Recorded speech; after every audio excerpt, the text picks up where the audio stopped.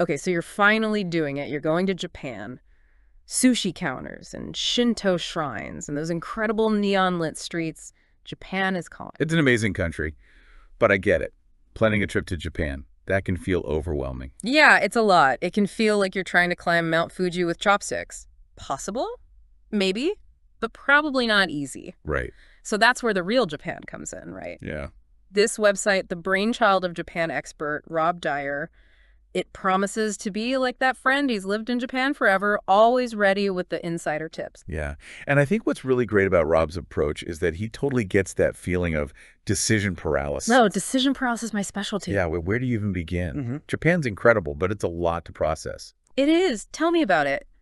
I once spent a solid week researching pocket Wi-Fi versus getting a SIM card in Japan. Like just endless blog posts and forum threads by the end. More confused than when I started. Oh, yeah. Oh. And that's what Rob really nails. Instead of just saying, here's a one-size-fits-all itinerary, he starts with you. He wants you to really hone in on what your dream Japan trip looks like. I like that. So yeah, like, are you all about those crazy city vibes, think Tokyo's Shibuya Crossing? Or are you more drawn to those peaceful countryside escapes, Zen gardens and hot springs? Right, because it's such a diverse country. You could have like 10 completely different trips to Japan and still not see everything. Exactly. And that's what I mean by honing in on your dream. Yeah. Like, are you obsessed with anime and manga? Do you want to track down every Pokemon Center and Studio Ghibli location? Or are you fascinated by ancient history? Do you want to wander through those incredible temples and castles soaking up centuries of history? Okay, I love this. So instead of a guidebook, it's like, Japan, tell me your secrets. But it's like, tell me what you love and I'll unlock the secrets just for you. Yes, exactly. It's all about figuring out what excites you about Japan. Then you can start building that itinerary around your passions. Okay, but how do you actually go from dreaming to having a real plan? Because I'm great at the dreaming part. It's the actual logistics that trip me up. Well, that's where the website really shines. Rob provides all these resources, detailed guides, tons of insider tips, even video walkthroughs of different regions. It's like having your own personal Japan travel guru minus the hefty price tag. Okay, so it's curated inspiration tailored to your interests. That's way better than those generic top 10 things to do in Japan lists. Exactly. So let's say you're really fascinated by Japanese folklore. You want to experience that side of Japan. Oh, yes. Sign me up for anything involving mythical creatures and ancient legends. Like, hit me with those hidden shrines and temples. Well, then Rob might suggest exploring the Tohoku region. Tohoku. Yeah. It's up north, famous for its stunning natural landscapes, incredible hot springs, and it's steeped in folklore. Oh, cool. I've mostly heard about Kyoto and Tokyo and places like that. Yeah, Tohoku's a bit more off the beaten path, Mm. and it's got this, like, magical, mysterious vibe. Definitely lots of opportunities to maybe encounter a kappa or two. Okay, now you're speaking my language. Hidden gems and mythical creatures. Tohoku is officially on my list. But what about people like me?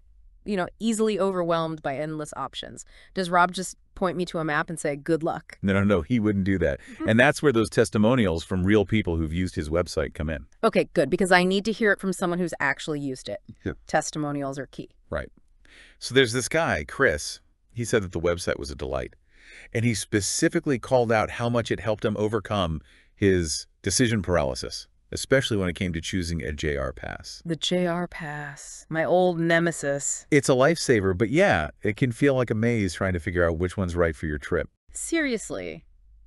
Nationwide. Regional. How many days? I mean, I'm glad it exists, but it's a lot. And Chris said that's exactly what Rob's site helped him with.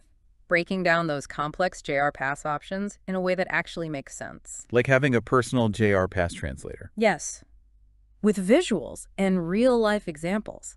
Chris said it was like a weight off his shoulders. He could relax, knowing he had the right pass, and could actually start getting excited about the trip.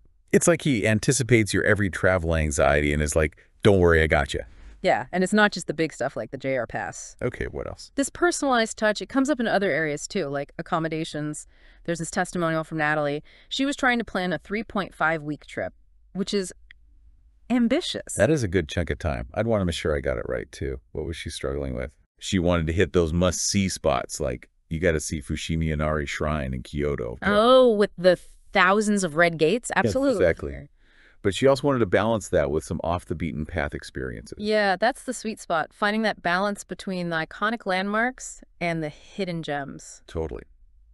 And on top of that, she was trying to be smart about her JR pass, figuring out if she needed a nationwide one, or if maybe regional passes for certain areas would make more sense. Oh man, that's a whole other level of JR Pass strategy. I can see how that would get confusing. Right.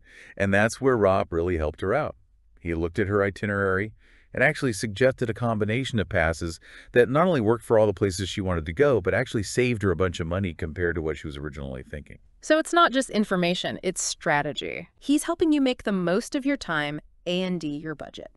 Which, let's be real, Japan can be pricey. I've heard stories of people spending like $100 on a single melon. Oh yeah, those premium shoot baskets are no joke.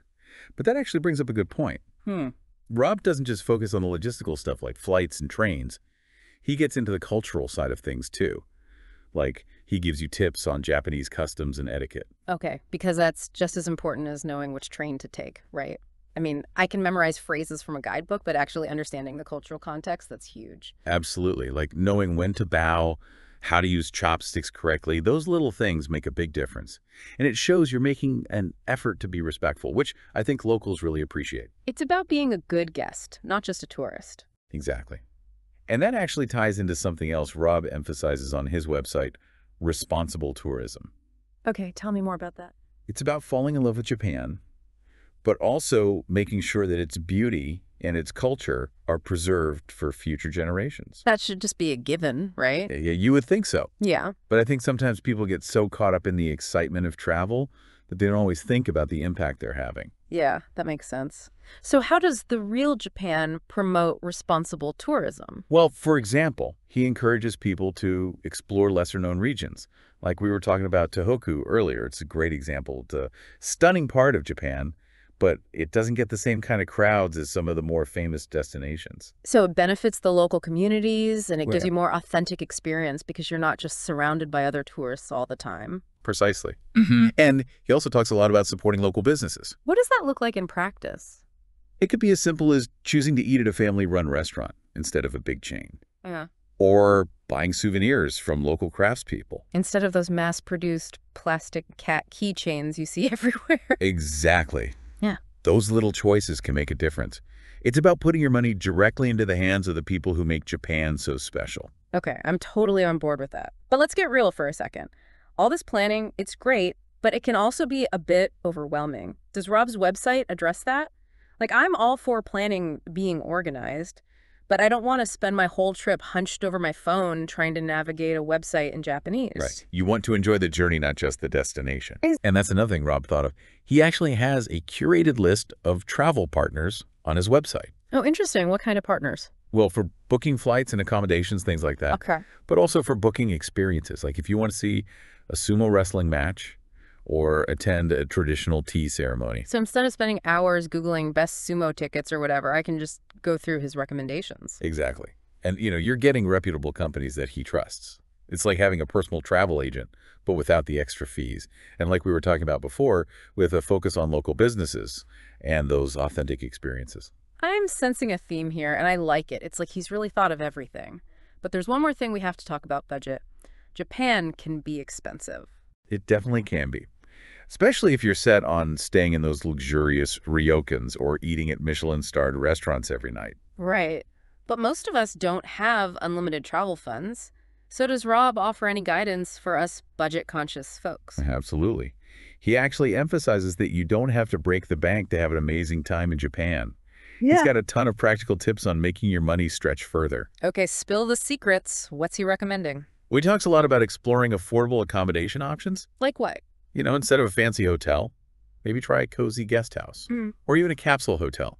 Okay, I've heard about capsule hotels. They sound a little intimidating, but also kind of fun, like sleeping in a little pod. They're definitely an experience, and they can be surprisingly comfortable. Plus, it's a great way to meet other travelers. Right. I mean, how often do you get to say you slept in a capsule hotel? Definitely a story for the grandkids. Exactly. And then, of course, there's food. Rob is all about embracing the street food scene. Okay, yes. Street food in Japan is on a whole other level. Those takoyaki, the ramen, the taiyaki. It's so good. Yeah. So affordable, you can have an incredible meal for just a few hundred yen. See, this is what I'm talking about. Authentic, budget-friendly, and delicious. This is why I love deep dives like this, because it's not just about inspiration, it's about practical advice.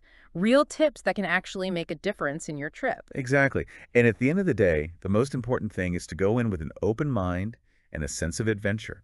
Be willing to embrace those unexpected moments. That's what makes travel so special. I couldn't agree more. So, to our listeners out there, if Japan's been calling your name but the planning felt as daunting as eating a bowl of ramen with a fork, hopefully this deep dive into the real Japan has given you the tools and the confidence to finally book that trip. And remember, even with the best laid plans, some of the most magical travel moments are the ones you least expect. Maybe you stumble upon a hidden ramen shop with the best gyoza you've ever tasted. Or maybe you have a hilarious encounter with a Japanese vending machine. Those are the stories you'll be telling for years to come. So go forth, explore, discover, and most importantly, have fun. And hey, if you do try a capsule hotel, let us know. We want to hear all about it. Until next time, happy travels.